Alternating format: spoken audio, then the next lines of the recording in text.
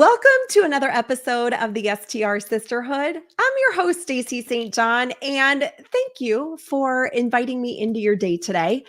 I am so excited to introduce you to my guest. But before I do, I want to share a quote I read that resonated with me. And it says, if you don't see a clear path for what you want, sometimes you have to make it yourself. And those beautiful and inspiring words come to us from actress Mindy Kaling. Now, in today's episode, I have a treat for you. We are sitting down with Lynell Gordon. She is an amazing entrepreneur who brings business best practices into the forefront of our conversation. And whether you are just starting out in your short-term rental business or you've had your business for years, I know that you are going to love the advice that Lenell shares. So without further ado, let's go ahead and dive in. So today we are here with Lynell Gordon, and we are going to have a super fun convo. First, I just want to say thank you, Lynell, for being with us. Oh, thanks for having me, Stacey. So let's start off and have you tell our audience a little bit about who you are and what you do. My name is Lynell Gordon, and right now I'm doing podcasting. And I'm also doing putting together something I've always wanted to do my whole life, and I've just been able to do that. And that's a women's ministry to basically just tell stories about women who've walked through difficult times and have come out the other side. I think I've been in real estate most of my life. My family has a real estate company.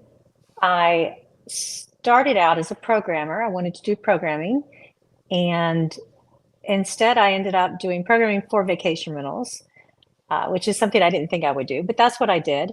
And I began to write applications to help, like on the back end for productivity for vacation rentals, because that's what I did. And started a company to do that about 22 years ago. And sold it about 4 years ago and went to work for the company that I sold it to, continued as the CEO and worked. And then I had the opportunity to do some other things, which was excellent. I got to tell you, once you've run the company for a long time, it's such a blessing to be able to branch out and do other things. I've had my real estate license for, I guess, about 15 years. And I had a wonderful brief stint where I was able to just stop what I was doing and build a real estate company to do real estate sales, which was probably the most fun I've ever had in my life. And so right now what I do is I do consulting. I do have vacation rentals of my own. I don't manage them. My family, my sister in particular, manages it for me, so I don't have to do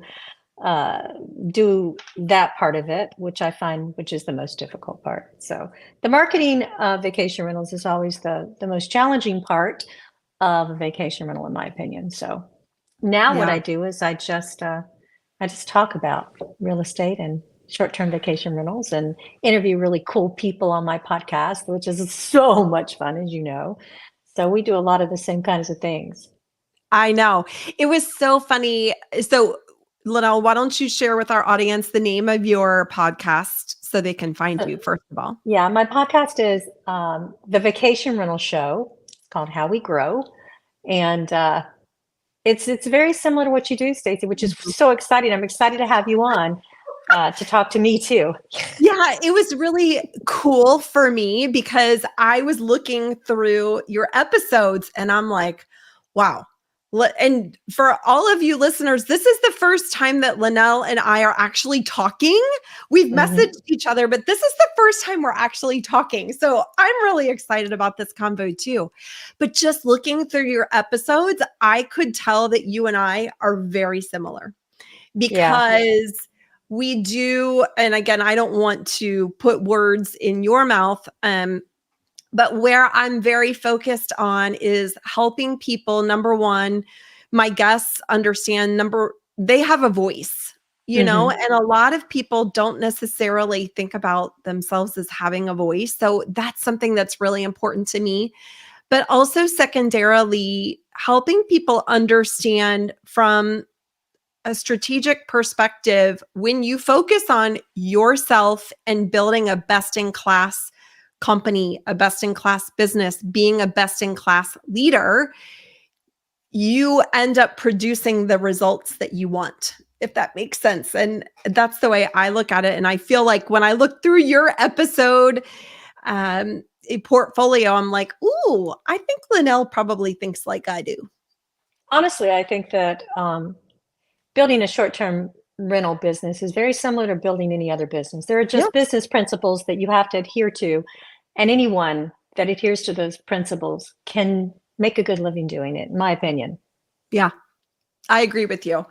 So you shared a lot of amazing information about your experience in your past. I want to dive into that a little bit because I think it will help us understand some of the things that really resonate with you. Um, you mentioned that you had early on started building applications for the short-term rental, vacation rental business, and you ended up selling that business and going to work for the company that purchased you. Mm-hmm. Can you walk us through a little bit about that? Number one, decision making where you decided to sell, and number two, if you had to operate differently when you went back to quote work for someone else. Talk to us a little bit about that journey and that process. So I think as entrepreneurs, when you are bold enough to start your own business and work for yourself, being a leader, you really have to know how to follow as well, in my opinion. And in my opinion, the best leaders know how to follow as well. So was it different when I went to work for the company that purchased mine? Yeah, absolutely. Um, was there more pressure? No. No, I wasn't making payroll. You know, I wasn't the one responsible for other people's lives in that way. I was, but not directly.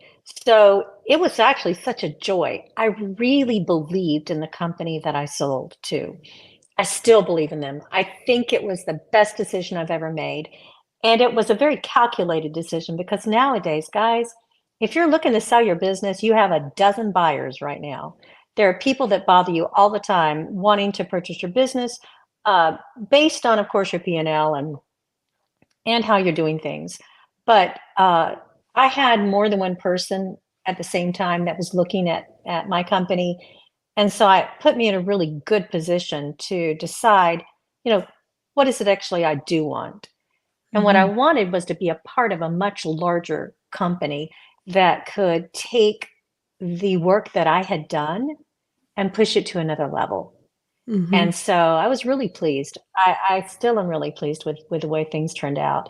I did something really unique. As I said, I wrote applications. These applications were for property managers to be able to manage their business on the back end a little easier, all kinds of stuff.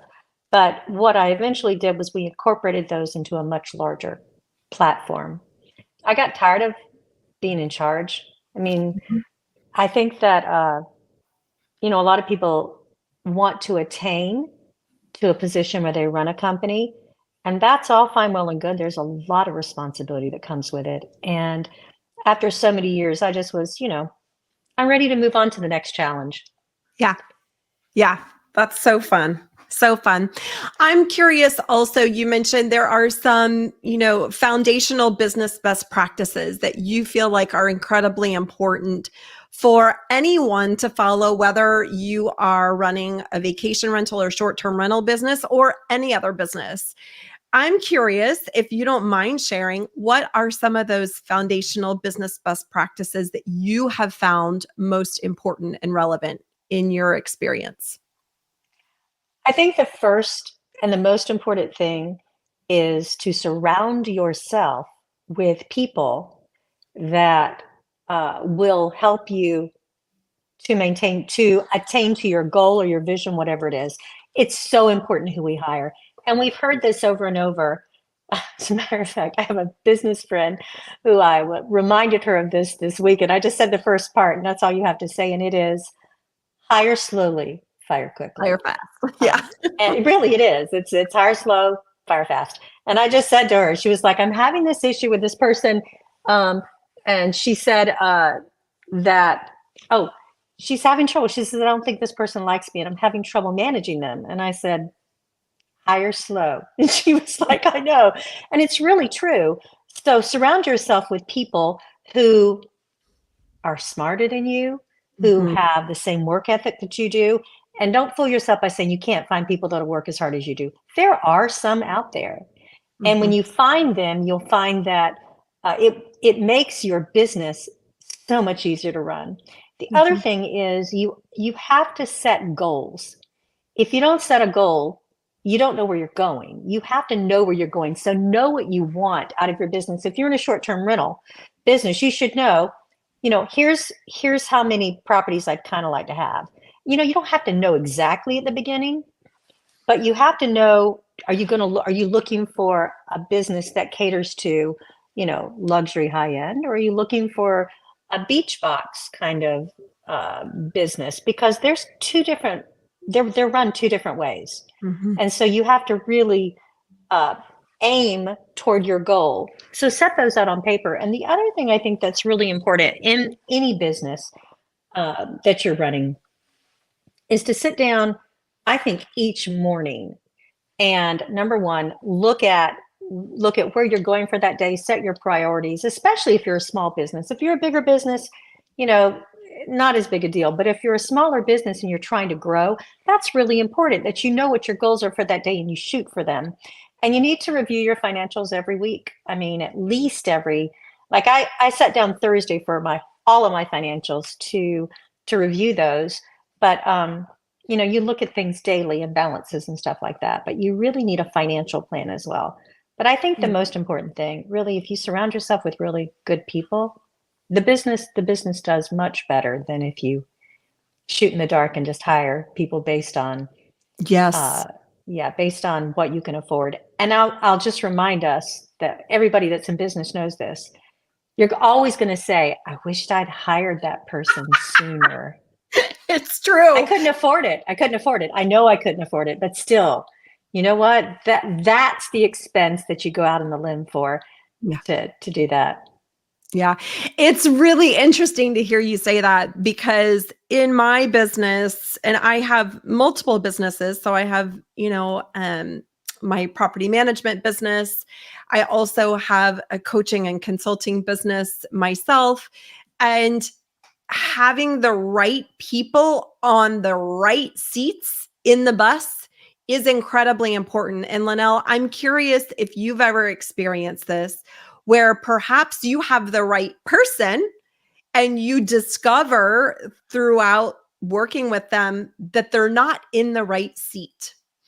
Yeah. And for me, I absolutely hire people based on their skills and their experience, but I also hire and fire by my core values.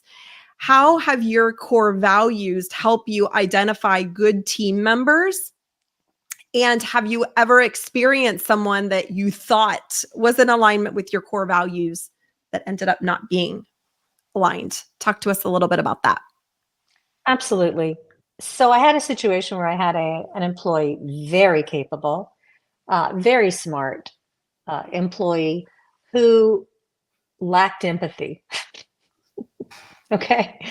And what I mean by that is well, exactly what I said. They did lack empathy. And they ended up pushing pushing me to make some decisions that I wasn't interested in making, and they were no longer with the company after that. So I think that core values are very important, and I think fairness. And that person was in customer service. So you have to have empathy in customer service, no matter how smart you are, no matter what you do. If you don't really care if that customer gets helped, I'm Mm. sorry. People know that. And they Yep. know it from the tone in your voice on the phone. Think about that.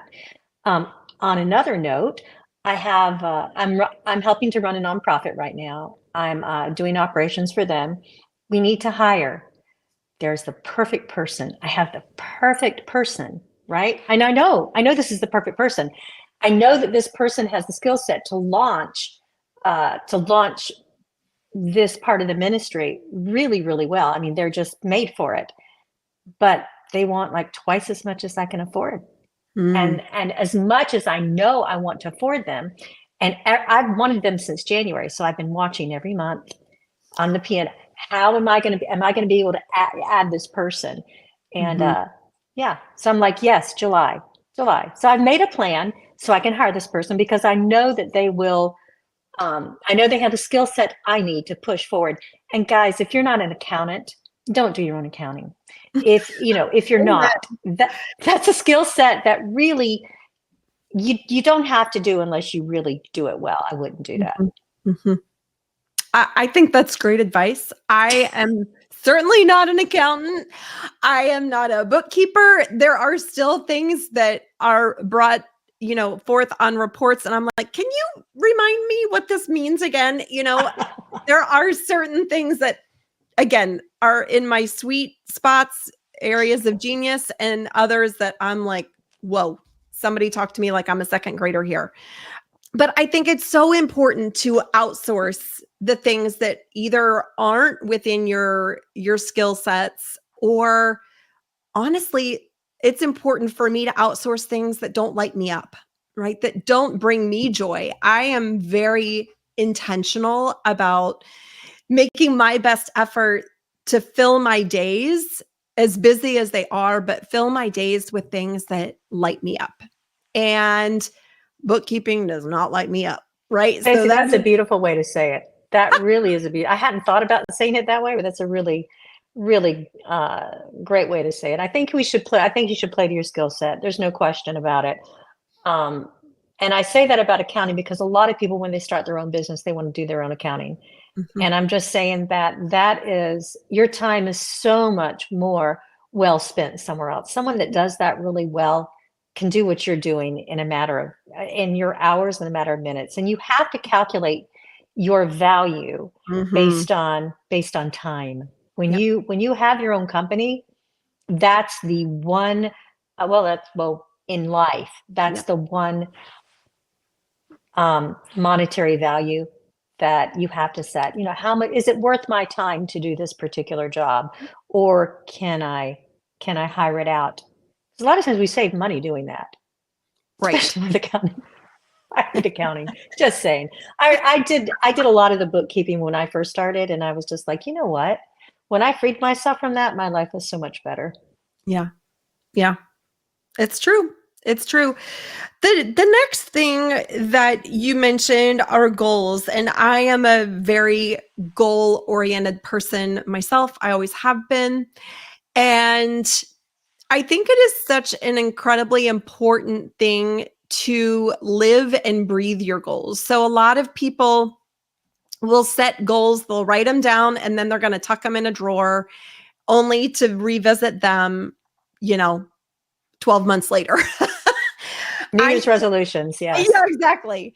I believe that, I heard it on a podcast years ago, but falling in love with your goals and having a relationship with your goals is incredibly important. And for me personally, that has been a very big part of my journey. I say my goals out loud each and every morning. And I think it has really, really been a game changer for me because it's one of the routines that I do to kind of train my brain to receive that information. I'm curious for you in your businesses, what types of routines did you do for goal planning strategy sessions? Is that something that you did on an annual, quarterly, monthly basis, or how did that play out for you in your business? Yeah, all of those for sure. Yeah, you have to sit down each year and say, what are my goals for the year? Mm-hmm. And then you have to break those into bite-sized pieces. I mean, and so you need to have quarterly goals as well, and then you need to have monthly goals. And I mean, it depends how far you want to plan that. But here's the thing.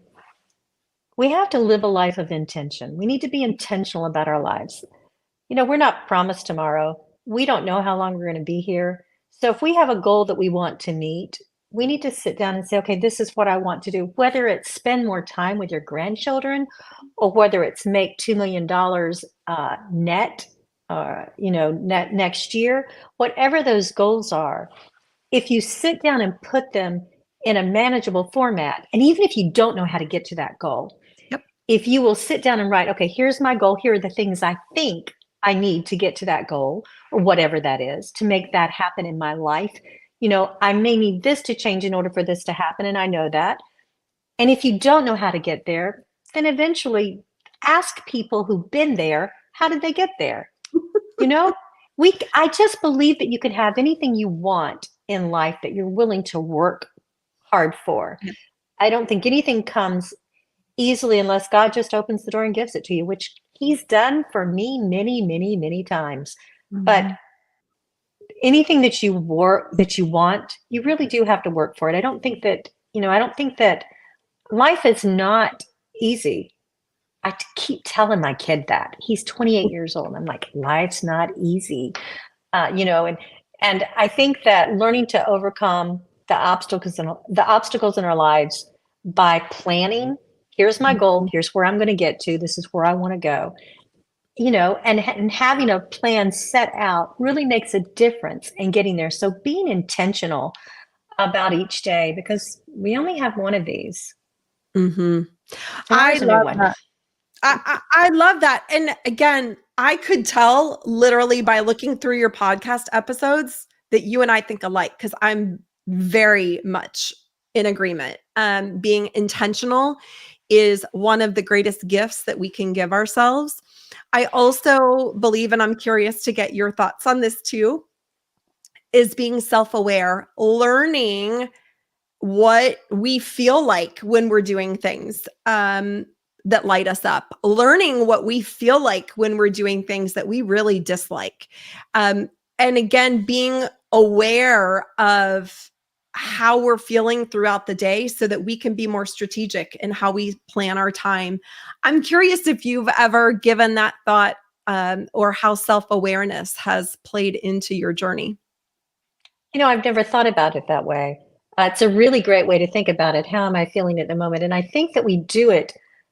We may do that unintentionally and say, "Hey, okay." So let's go here. I'm ADD. I have ADD, and I'm a little bit autistic. I have some of that going on, and so for me, if there's something I don't want to do, I will find a dozen excuses why I don't get it done. No, I will. I'll and if I've been known, and those people that have worked for me for years know that I've been known to say, hey, can I borrow you just a minute just to sit by me and let's make sure I get this done? And that's especially true when it's a lot of paperwork. Like if it's an extraordinarily paper intensive or type of task. So those things that we notice, that we don't do very well, we find a way to compensate for that. Whether we give that to someone else, like you're talking about, to do, especially those tasks that we find so difficult to push forward. And I think that I don't think I'm alone in saying that those things that we don't want to do, that we put off, if we'll take somebody and say, come hold my hand and make me do this, I'll do it. It's just start me and I'll be finishing. And I know that people that have executive functioning disorder are going to say, oh, I know exactly what you're talking about. Someone once said to me, they were like, well, and I was close to this person, so they were friends. And they were like, well, yeah, but you have ADD and I know you have trouble doing that. And I said, you know what? My attention deficit disorder is a positive. Yeah. So yes, I do a dozen things at the same time, but I finish them. I love it. I don't just start it, I finish it. So we're okay there. Yeah. Yeah. No, and again, I love that you're sharing that. Thank you for being vulnerable and sharing that. And secondly, having self-awareness, knowing where some of your challenges are, but guess what?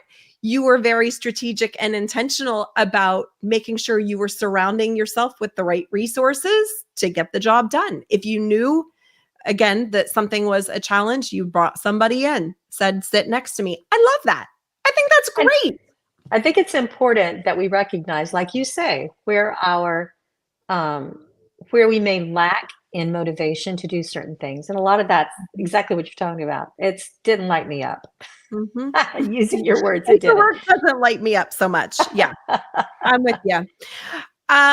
The other thing that I am curious about, I love that you shared that you look at financials every week. This is something that I think a lot of women, especially when they get into the short-term rental, vacation rental game, um, you know, sometimes it's a journey for them to start thinking like a business owner.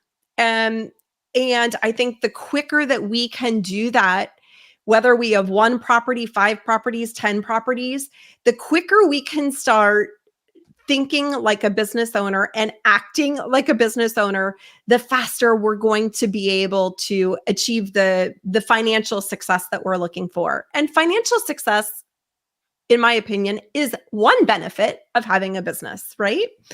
But looking at financials every week, I have Finance Fridays. I've named my financial days. I have Finance Fridays. It isn't always the most enjoyable work. Again, that's not something that lights me up per se, but it is something that I think is incredibly important for me to have my finger on the pulse of in my business. Um, so on my financial Fridays or my finance Fridays, I'm doing tactical work like paying my vendors, paying my team members, but also looking at revenue numbers, looking at expenses. Um, from your vantage point, how did keeping your finger on the pulse of your finances help you move your business forward? How did it provide the right insight so that you could make strategic decisions? So I had to know where I wanted to grow. I had to know where I wanted my resources to go, and how much it was going to cost for me to get there. Like I was estimating um, how much my projects would cost me to finish, and how much I was going to make afterwards. What my profit margin was going to be on those. I think that if you don't, you have to keep up with your costs. Number one, and you have to think when you look at your P&L. I was always looking for ways to change my cost of goods sold, or put things under cost of goods sold. I'm always looking for ways to make my bottom line what I needed it to be in order to grow. I mean, you have to pay attention to your budget. Mhm. And if you don't budget, okay, there you go. That's a problem right there. You have to have a budget, and you have to, unless you have unlimited funds. If you have unlimited funds, then don't worry about it. But if not, you should probably budget, and you should make sure where your money's going, and especially when it comes to payroll. And I mean, I know probably not everybody did this, but I would take my employees. I would find out exactly how much they cost me, and where they were going in the business, and how much I felt like I was making from them. And I don't know, I had a 15X in my head, and I don't know if that's reasonable. Guys, I never went to business school. I have no idea. But in my head, I had like, I wanted to pay them, and then I wanted to make money off of them. So whether it's 1X or 2X or whatever you're going to do for your employees, making sure that you're making the right amount of money per employee was big. I mean, go to business school and find out and learn better than I did. That's for darn sure. But that's what I did. I would go down and I would sit down and say, okay, do I need someone else in this department? Mhm. How are we handling all that? And I literally went through my P&L the change. I did the percent change every week to see Yeah. where I was gaining money, losing money, whatever. And I just also want to highlight for any of our listeners who might be having their heads blown right now because they're thinking, wait a minute, I just got my first short-term rental and now we're talking about P&Ls and 10Xing and 15Xing, employee costs. I don't want you to get scared by what Lenell is saying. This is someone who is extremely experienced at running large businesses, where I really want you, if you are just starting out on your journey, to listen to what Lenell is saying and know that she had a strategy and has a strategy for everything that she does. She is very intentional with her time and her money. And I want if you are just starting out, to be aware of that and operate like that. You don't have to have employees in order to think like a successful business owner. Number one, you are running a short-term rental. Chances are you at least have vendors, right? And your vendors are bringing value to your business. So again, just be very intentional, pay attention to your finances. And don't think that because Lenell is talking about business best practices for running large operations that they don't apply to you, because they absolutely do. They do. And I think that even if you have one vacation rental property, here's the thing. You should be able to know what your costs are, what your revenue is, and what your net is at the end of the month. You know, how much money did I make this month? Taking out all of the cost. And one of the things that's important, and the reason I say don't do your own accounting, is because your bookkeeper or your CPA, whoever you use, will help you to make money. I can tell you that. Okay, so my best friends, this is going to be so telling about business. One of my very best friends, she's my attorney, great business attorney. The two people that I had stay in my vacation rental, I had my best friend who's an attorney who's done all my work. I mean, you think about the people that have made differences in my life. My CPA, I love my CPA. I mean, you know, find people that are very good at what they do. They're not any more expensive guy. I mean, well, maybe a little more expensive, especially an attorney. But find people that are very good at what they do to help you, especially if you're a one-man operation to start with. Look, I started that real estate company when I did real estate sales, and it was just me. And then I hired a transaction manager to do all the paperwork, because that's something that I'm not good at. That is where I find that, like, my husband is great at that. He would never need a transaction manager. But for me, I didn't want to handle all the paperwork for that. And it's very rote and that type of thing. So the things that you can have other people do, have them do for you. When you hire, that first person that you hire is going to be really, really important. So make sure you hire that person that's going to be your right hand. Well, because in a vacation rental industry, in a vacation rental business, I have a friend. His name is Brian. He has a vacation rental business in Cannon Beach, Oregon, and they don't have that many people that work for them. You know, they started out very small as well, and like they had 3 of them that started the business, and that's all those are the 3 managers that they have, and they just have a few people underneath them. So you don't have to grow a large staff to have a large business, especially today. Yeah. You do, but you do have to have somebody that understands marketing. You have to have somebody that'll understand how the bookkeeping is done. And you probably are a really good marketer. If you're a single man operation and you're running a property management business, you're probably a pretty good marketer yourself, or else you wouldn't be in business. Right. Right. Amen to that. So before we move into the lightning round, I am curious. I know you said right now you are podcasting, you are doing consulting, you are helping run a ministry. What excites you most about how you spend your days? Getting up in the morning and seeing my husband. Aw. That's the truth. You know, I worked really hard for many, many years. And 4 years ago, I got married. And I just am that excited. What excites me, I get up in the morning, I'm excited because I'm sharing my life with somebody that I absolutely adore. And it made a difference in every aspect of my life. I love my business. Don't get me wrong. I never thought anything could excite me like my business did, but he did. So when I get up in the morning, I'm excited just to see his face. I know that sounds really corny, but it's so true. That's so sweet, though. That's so sweet. Hopefully he listens to this episode. He won't. He doesn't even listen to his own, much less mine. He's never listened to my podcast before. It's okay. I don't care. That's hilarious.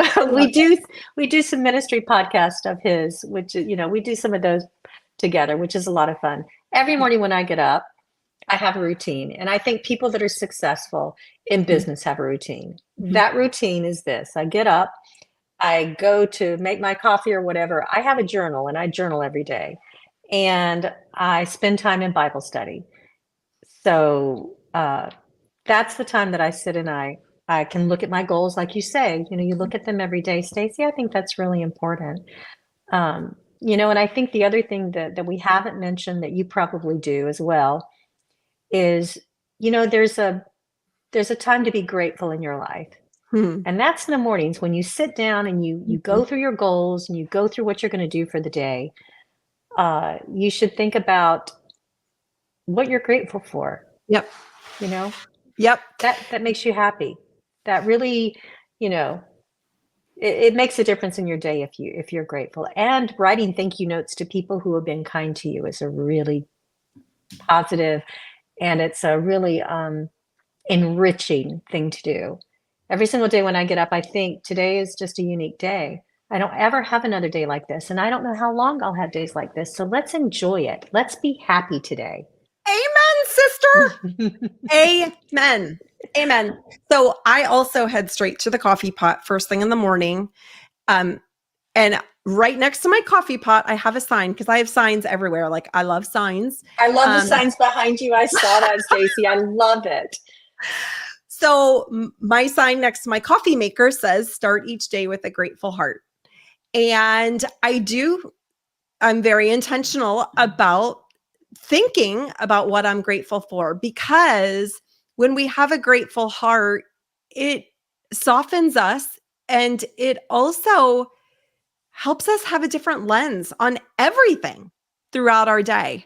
And I think it's really easy for folks during difficult times to forget gratitude. And even when something bad happens, there is a lens in which you can look at that situation.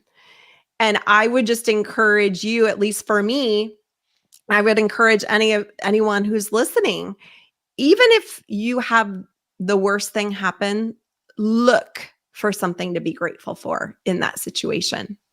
And I think you'll see it differently. No, I agree 100%. Look, life is not easy. Like I tell my kid, it's not.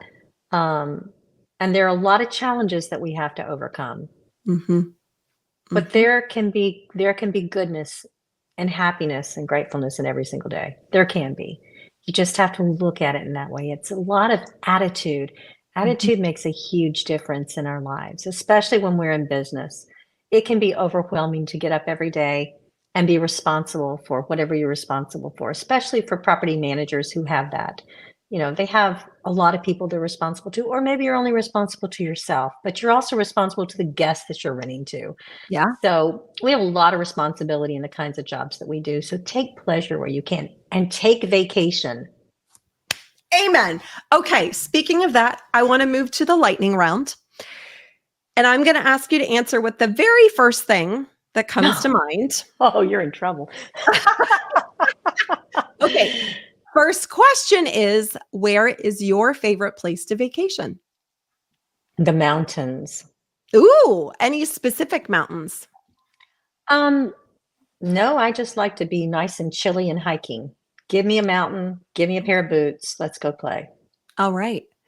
What's one place you've never been that you want to visit? China, the Great Wall. Ooh, my husband was there several years ago, and there's like a ride. You can ride down. Really?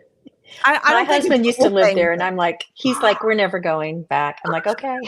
All right. So I gave that up. But okay, that's where I want to go. That is hilarious. I love it. Okay. What's one thing you know now that you wished you knew when you were starting your business? Don't take yourself so seriously. What makes you say that? I think I'm harder on myself than anyone else is. Mm-hmm. And I expect more out of myself than anyone else does. Yep. And so, my dad used to say, don't sweat the small stuff. And that is a really great, that's a great way to live. Don't worry about everything. It will come together. Yeah. Things will come together. It's a lot more chill than than we might think. So don't be as hard on yourself. Yeah. Give I yourself love that. grace.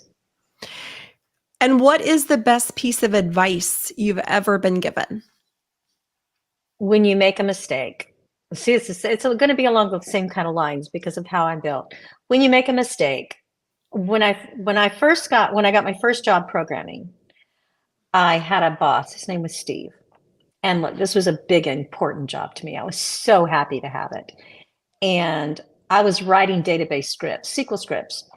And I wrote a select statement with a star. And I deleted the database. And it was a real big deal. Of course, they restored it. You know, you've got restoration, you know, we restored the database. But I cried. The sky was falling. And I sat in front of my boss. And he said to me, Lenell, did anyone die? And I was like, okay, no one died, but it was a big deal. And yeah, but nobody died. It's okay. You know, don't take yourself so seriously. So that's where that comes from. It's the same exact thing. We tend to be so hard on ourselves when we make a mistake. Look, if you made a mistake, give yourself grace, get over it, learn from it, and we go forward. Mm-hmm. Love that. Love that.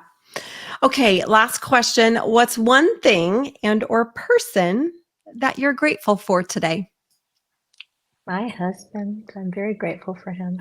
Oh, tell us how you met him. How did you meet him? I attended a lecture that he was giving. He was giving a lecture and I met him. Actually, I went to see him because a friend of mine said, you've got to listen to this guy. You're really going to like him. And I did listen to him online. And then I was like, oh, he happens to be, I was in the mountains vacationing with my little hiking boots on. And he happened to be speaking about an hour away from there. And I was like, let's go listen to him. And I did. And then I listened to him about the third time I went to see him speak. He asked me out. There we go. Oh, I love it. Yeah. And fast forward today, you're married. That's right. Amazing. Exactly. So good. So good. Lenell, I have absolutely loved our conversation. Thank you so much for being here. I'm curious if someone is listening and they're thinking, I love Lenell as much as Stacey does, and I want to get in touch with her. What is the best place for folks to find you online? The best place to find me online is to email me. Honestly, because I have a lot of ways to contact me, but you can contact me on LinkedIn if you want, but it will take me a while to get back with you. So if you just want to email me, it's Lynell Gordon, 4 @gmail.com. Love it. Happy to help anybody that wants. And I have a great spam filter, so I'm not worried about it. I love it. I love it. Lenell, thanks again for being with us. Thank you. Thanks, Stacey, for having me. And I look forward to having you on the show. I really do. And thanks for having me.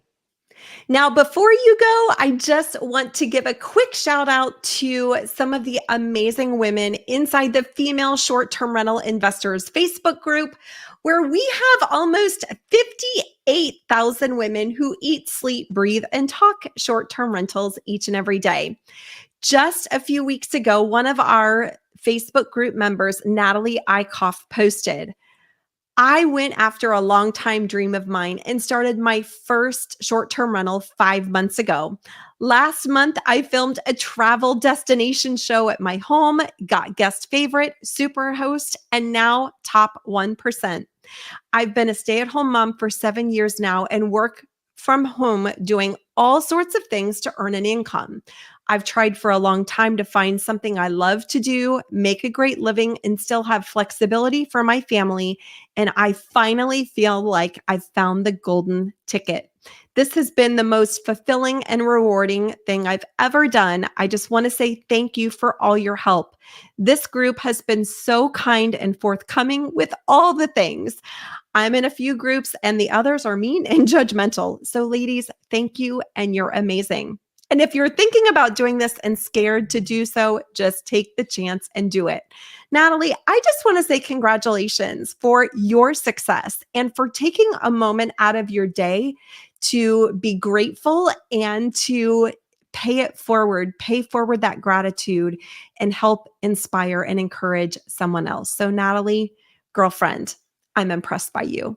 All right. That wraps up today's episode. I hope you have a wonderful week, and I will see you back very, very soon. Have a good one.